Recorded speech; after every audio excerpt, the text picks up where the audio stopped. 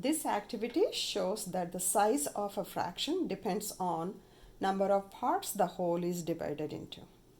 Students explain the statements, these given statements, through a pictorial representation. So this says 1/4 is less than half. So I write 1/4 is less than a half. So here are two figures, figure 1 and figure 2, that are of the same size and shape. Now figure 1, because we are saying 1/4 and half, we are comparing 1/4 and half. So I am going to show 1/4 here, and I'll show half in this figure. So I divide the whole into 4 parts here. So and they got to be equal. 1, 2, 3, 4. These boxes help me in drawing equal parts. So I make equal parts, and 1/4, I shade 1/4. So this is 1/4, and here this is half. I draw half. Both of them are of the same size, and shade one part to show half. Sorry, I divide the whole into 2 parts. Now this is 1/4 and this is half.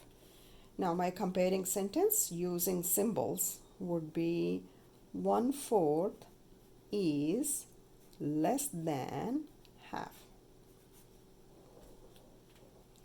Let's work on another statement. This one says half is more than 1/3. So I write my statement here. Half is more than 1/3.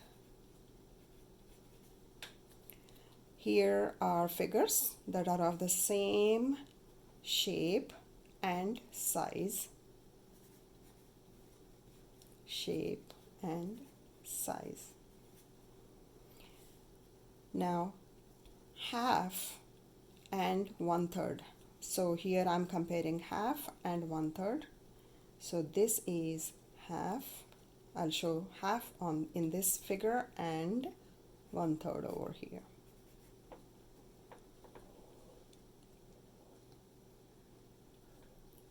So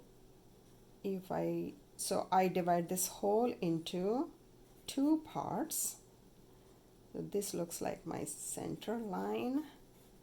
I draw this and shade this one, which shows half.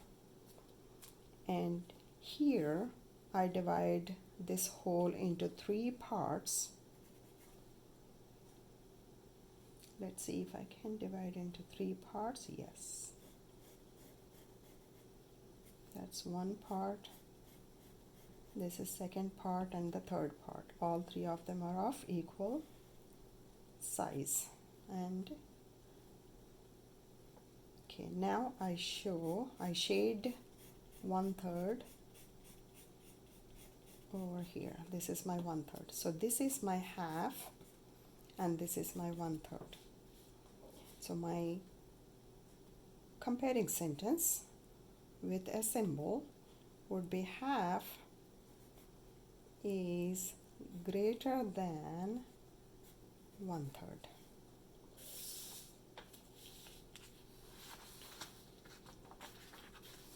Directions help with working on the activity, students can read the directions and work independently.